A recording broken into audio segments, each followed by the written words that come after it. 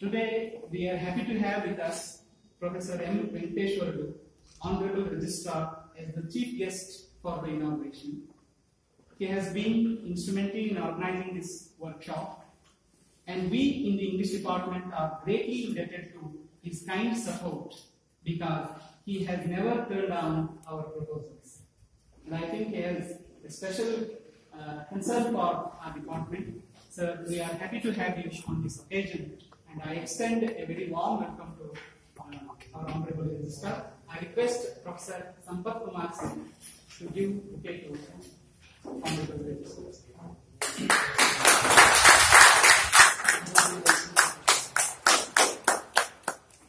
It's indeed our honor to have Dr. Terian Alexander as a resource person for the workshop. At present, he heads the Department of English in St. Joseph's College, Autonomous, Bangalore, and his research interests include American literature, European literature, literature, philosophy, religion, travel writing, among others. He has published widely and has participated in several conferences, and also he has been a recipient of IBLP grant for visiting US as a scholar. In fact, Dr. Alexander is here for the second time with us. If Alexander the Great, the Greek king, invaded India, only once, and we would love Dr. Alexander Terian to invade our department again and again. Thank you. Sir, I extend a hearty welcome to you. I request Ms. Manvinder Kaur to present the book. Thank you. In fact, we have another resource person, Dr. Yoganand Rao, who is not our guest. He is an extended family to us. He is part of this department. He frequently comes to our department. And right now, Dr. Yoganand Rao is working with Jail University, Bangalore, and he had a distinguished career as a scholar, and his work on science fiction is a well-done research work. And I still remember when I was in +2, we had a text called Fawcett, and perhaps that is the best text I have ever read in my career as a student, and he was part of that Fawcett. And I welcome Dr. Yoganand Rao sir to this function. I request Dr. Shivik Swami sir to give bouquet to.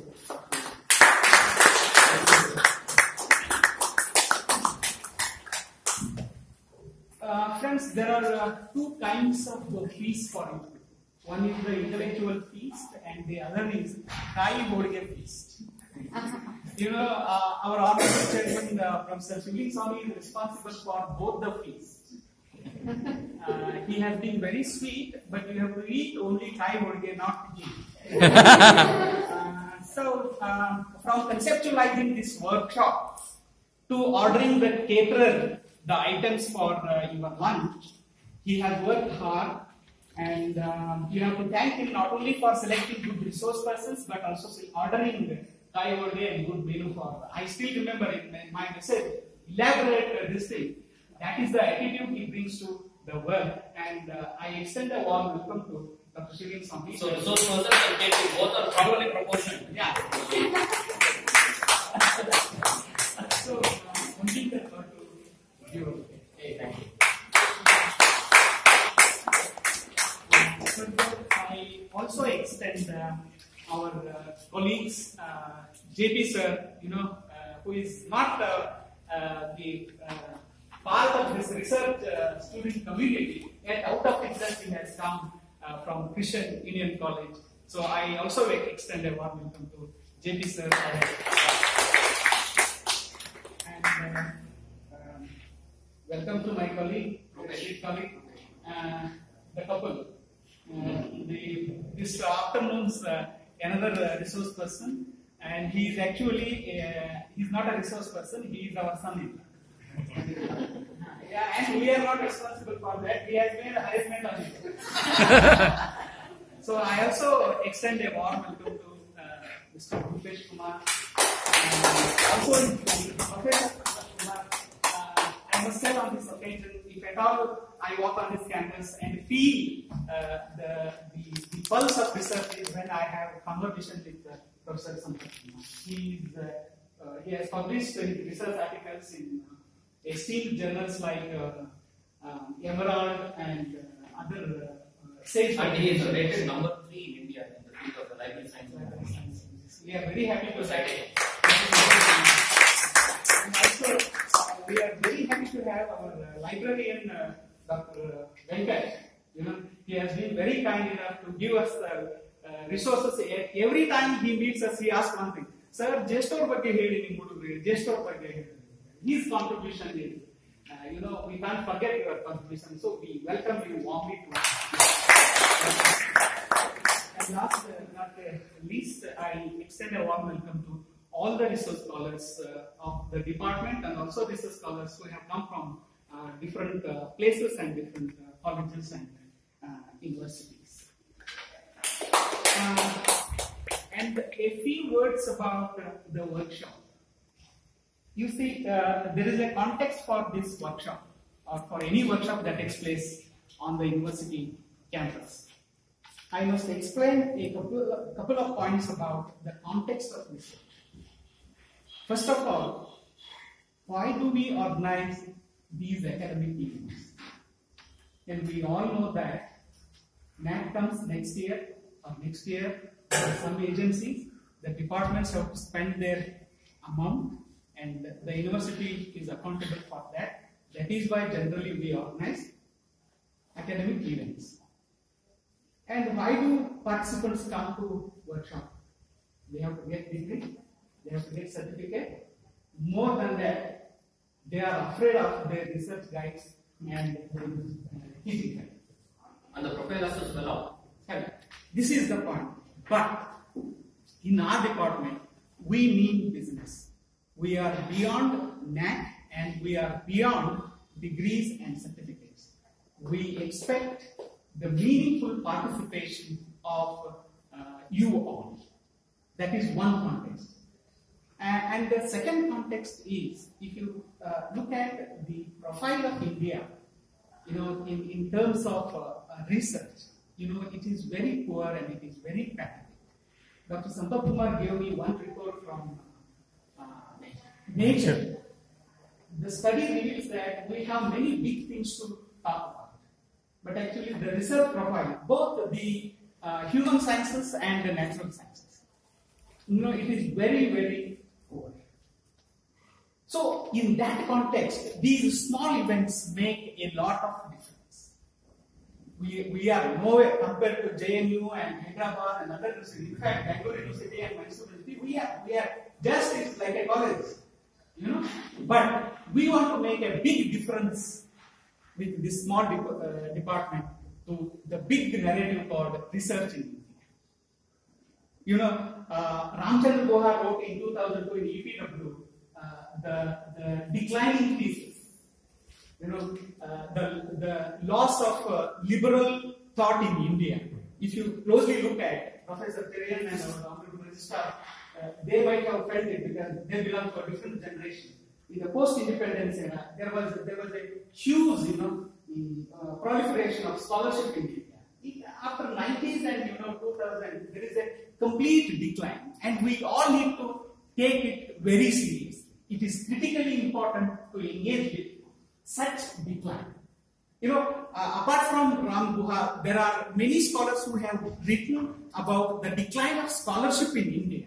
And one best example is Sheldon Pollock's Crisis in Classics, which tells about almost the disappearance of a scholar from the Indian soil. And we have a rich tradition, from argumentative Indian to A.K. Ramanujan and we have a rich tradition, but that is being declined. This is one larger context. And coming back to this, the problem of the natural sciences and human sciences. Natural sciences in their history have established very good research methods. I don't think any science department, is bothered about conducting a workshop on research methods because they are quite, it is our problem. That is why we are organizing this, because the research methods in English study, especially in the human sciences, are not yet as strong and as mature, as organically organized as in the natural sciences. That is why there is an urgent need for organizing conferences and academic events on research method. The existence of a method itself is a problem now. Yeah. Then coming back to this problem of English studies, again it is more acute because English studies generally we began with literary criticism as a form of literary research. People never bothered about research in the sense we call now. Literary criticism was accepted as a form of research in English departments across the world. There was a term called this linguistic term and cultural studies term. People like Raymond Williams came out with a proposal that there is nothing called literature. So we did have the object of study. When the object of study declined, collapsed, there was a compulsion on us to invent one object of study. So right now, in place of literature, we have cultural studies. That is why it makes sense now to shift from literary criticism to cultural studies. The object of study, even it is said, why should we study English literature? Not for textual analysis, in order to understand British culture, English culture. We study all literary texts in order to understand those cultures. That is the basis of cultural studies. This is the matrix of research in the discipline of English studies. But the tragedy is, if you ask right now, what is the goal of the English department? Our goal is to teach English language. It should not be a goal, it should be a necessary condition. Then what is the goal of English department? The goal of the English department is to produce knowledge, to practice scholarship. So how to produce knowledge? How to practice scholarship?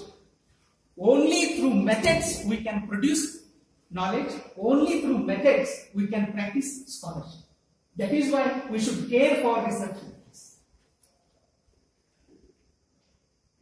And coming back to the research profile in India, you see, if you don't know the language of your practice, it means you do not know the practice.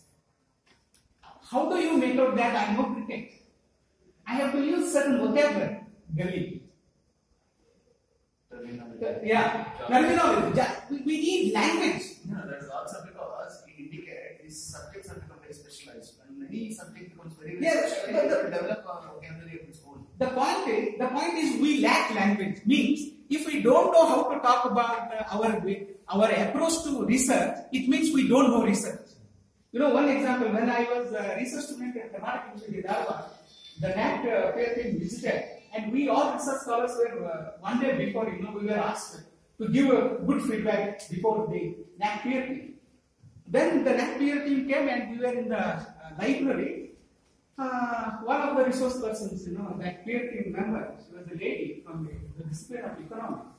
She went to the boy in economics and she asked, "What is your problem?" He said, No, we don't have any problem. This university is very good. If you don't know the language of a particular practice, it means you don't know practice. And basically, research is not a universal practice. It is the contribution of European culture to the rest of the world. We have mistaken it for the universal activity. That is why we have to make a conscious effort to understand it and practice it. So, I will not go into depth. I will come to the point. The point is, since this is a research methodology workshop, I must tell you the philosophy of this workshop. We are not simply interested in throwing some jargon to you. Basically, the problem with Indian research is that we take all the research aspects like hypothesis, thesis, research problem as brute facts, as if they are like Surya Chandra. We take them. We should remember that they are man-made. We have created them. That is why the first step is we have to break them. We need not follow them, literally. We have to rethink, we have to readapt, and we have to, break them. That is why, friends, this is completely my personal opinion, not the opinion of the department. So you have every right to reject it and accept it. There can be a good research without a hypothesis, but not without scholarship. There can be a good research without quantitative, qualitative methods, but not without reflection.